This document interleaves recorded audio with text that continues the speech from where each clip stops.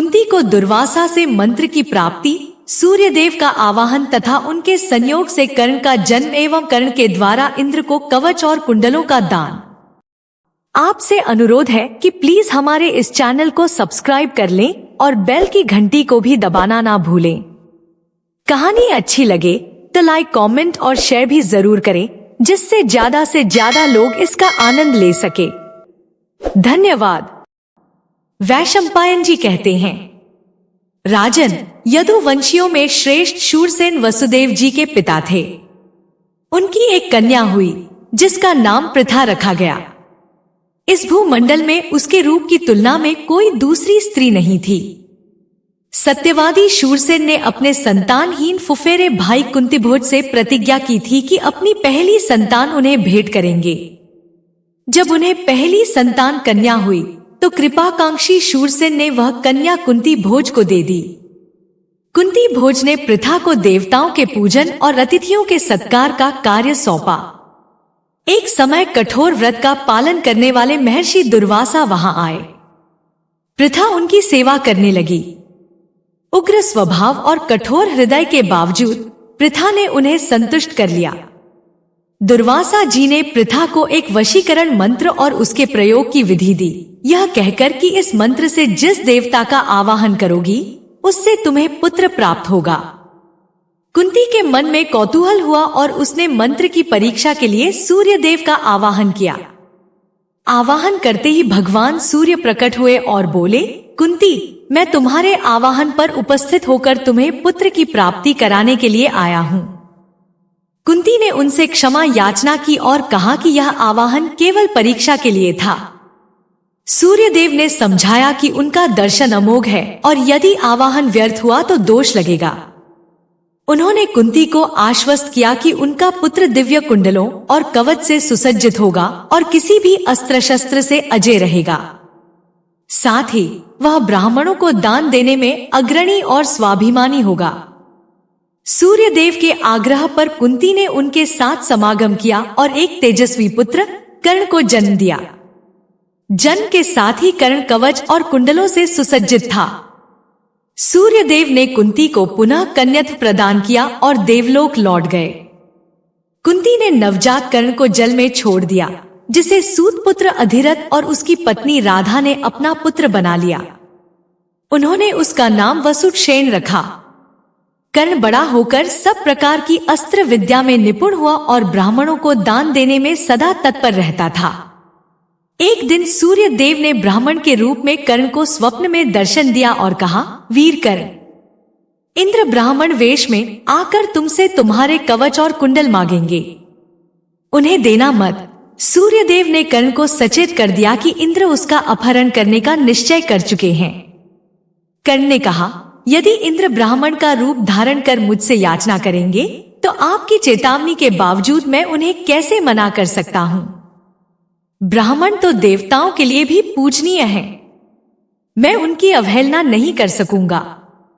सूर्य बोले, वीर, अगर ऐसा है तो सुनो, बदले में इंद्र भी तुम्हें वर देंगे। उस समय तुम उनसे संपूर्ण अस्त्र शस्त्रों का निराकरण करने वाली बर्छी मांग लेना। स्वप्न में यह कहकर सूर्य अंतर्धान हो गए। कर्ण जाग गया और स्वप्न की बातों का चिंतन करने लगा। एक दिन इंद्र ब्राह्मण वेश में भिक्षा के लिए कर्ण के पास आए और कवच कुंडल मांगे। कर्ण ने हाथ जोड़कर अपने शरीर के साथ ही उत्पन्न हुए कवच और कुंडलों को शरीर से उधेड़ कर दे दिया। इंद्र कर्ण के इस साहस से संतुष्ट हुए और बोले, वीर, मैं तुम्हारे इस कर्म से प्रसन्न हूँ, जो चाहो वर मांग लो। कर्ण ने कहा, भगवान, मैं आपकी वह अमोघ बर्छी चाहता हूँ जो शत्रुओं का संहार करने वाली है। वैशंपायन जी कहते हैं, इंद्र ने बदले में उसे एक बर्छी प्रदान की और कहा, इस शक्ति के प्रहार से जिस एक को भी जीतना चाहोगे वही नष्ट हो जाएगा। पहले इस पृथ्वी पर उसका नाम वसुसेन था, लेकिन अपने शरीर से कवच को कतरने के कारण वह कर्ण और वैकर्तन नाम से भी प्रसिद्ध हुआ।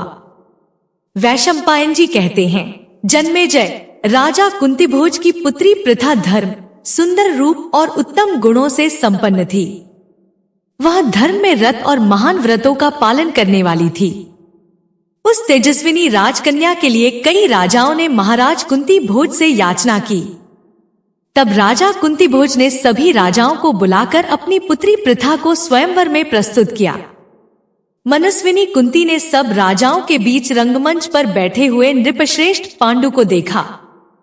वे सिंह के समान अभिमान, चौड़ी छाती और बैल की आंखों जैसे बड़े बड़े नेत्रों वाले थे।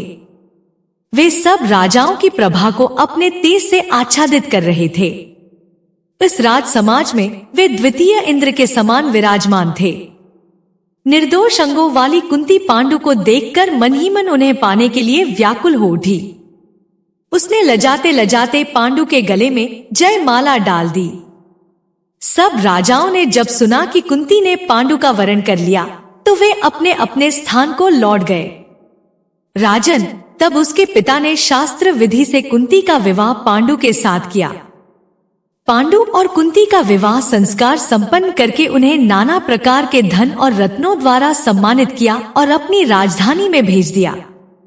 राजा पांडु नाना प्रकार की ध्वजा पताकाओं से सुशोभित विशाल सेना के साथ चले। हस्तिनापुर में आकर उन शक्तिशाली नरेश ने अपनी प्यारी पत्नी कुंती को राजमहल में पहुंचा दिया। तदंतर शांतनु नंदन परम बुद्धिमान भीष्म जी ने यशस्वी राजा पांडु के द्वितीय विवाह के लिए विचार किया। वे बूढ़े मंत्रियों, ब्राह्मणों, महर्षियों तथा चतुरंगिणी सेना के साथ मद्रराज की राजधानी में गए। बालिक शिरोमणि राजा शल्य भीष्म जी का आगमन सुनकर उनकी अगवानी के लिए नगर से बाहर आए और यथोचित स्वागत सत्कार करके उन्हें राजधानी के भीतर ले गए। वहां उनके लिए सुंदर आसन, पाद्य, अर्घ्य तथा मधुपर अर्पण करके मद्रराज ने भीष्म जी से उनके आगमन का प्रयोजन पूछा। तब कुरुकुल का भार वहन करने वाले भीष्म जी ने मद्रराज से इस प्रकार कहा, तुम मुझे कन्या के लिए आया हुआ समझो। सुना है तुम्हारी एक यशस्विनी बहन है जो बड़े साधु स्वभाव की है, उसका नाम माद्री है। मैं उस यशस्विनी माद्री का अपने पांडु के लिए वरण करता हूँ। तुम हमारे यहाँ संबंध करने के सर्वथा योग्य हो और हम भी तुम्हारे योग्य हैं। मद्रेश्वर, यो विचार कर तुम हमें विधिपूर्वक अपनाओ। भीष्म जी के यो कहने पर मद्रराज ने उत्तर दिया, मेरा विश्वास है कि आप लोगों से श्रेष्ठ वर मुझे ढूंढने से भी नहीं मिलेगा। परंतु इस कुल में पहले के श्रेष्ठ राजाओं ने कुछ शुल्क लेने का नियम चला दिया है। वह अच्छा हो या बुरा, मैं उसका उल्लंघन नहीं कर सकता। यह बात सब पर प्रकट है, निःसंदेह आप भी इसे जानते होंगे।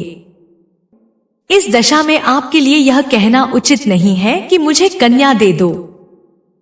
वह हमारा कुल धर्म है और हमारे लिए वही परम प्रमाण है। इसीलिए मैं आपसे निश्चित रूप से यह नहीं कह पाता कि कन्या दे दूंगा। यह सुनकर जनेश्वर भीष्म जी ने मद्रराज को इस प्रकार उत्तर दिया, राजन, यह उत्तम धर्म है। स्वयं स्वयंभू ब्रह्मा जी ने इसे धर्म कहा है। यदि तुम्हारे पूर्वजों ने इस विधि को स्वीकार कर लिया है तो इसमें कोई दोष नहीं है। शल्या, साधु पुरुषों द्वारा सम्मानित तुम्हारी यह कुल मर्यादा हम सबको विदित है। यह कहकर महातेजस्वी भीष्म जी ने राजा शल्य को सोना और उसके बने हुए आभूषण तथा सहस्रों विचित्र प्रकार के रत्न भेंट किए। बहुत से हाथी, घोड़े, रथ, वस्त्र, अलंकार तथा वह सारा धन लेकर शल्य का चित्त प्रसन्न हो गया। उन्होंने अपनी बहन को वस्त्राभूषणों से विभूषित करके राजा पांडु के लिए कुरुश्रेष्ठ भीष्म जी को सौंप दिया। परम बुद्धिमान गंगानंदन भीष्म माद्री को लेकर हस्तिनापुर में आए। तदंतर श्रेष्ठ ब्राह्मणों द्वारा अनुमोदित शुभ दिन और सुंदर मुहूर्त आने पर राजा पांडु ने माद्री का विधिपूर्वक पानी ग्रहण किया। इस प्रकार विवाह कार्य संपन्न हो जाने पर कुरुनंदन राजा पांडु ने अपनी कल्याणमयी भार्या को सुंदर महल में ठहराया। राजाओं में श्रेष्ठ महाराज पांडु अपनी दोनों पत्नियों कुंती और माद्री के साथ आनंद पूर्वक यथेष्ट विहार करने लगे। आपसे अनुरोध है कि प्लीज हमारे इस चैनल को सब्सक्राइब कर लें और बेल की घंटी को भी दबाना ना भूलें। कहानी अच्छी लगे तो लाइक, कमेंट और शेयर भी जरूर करें, जिससे ज्यादा से ज्यादा लोग इसका आनंद ले सके। धन्यवाद।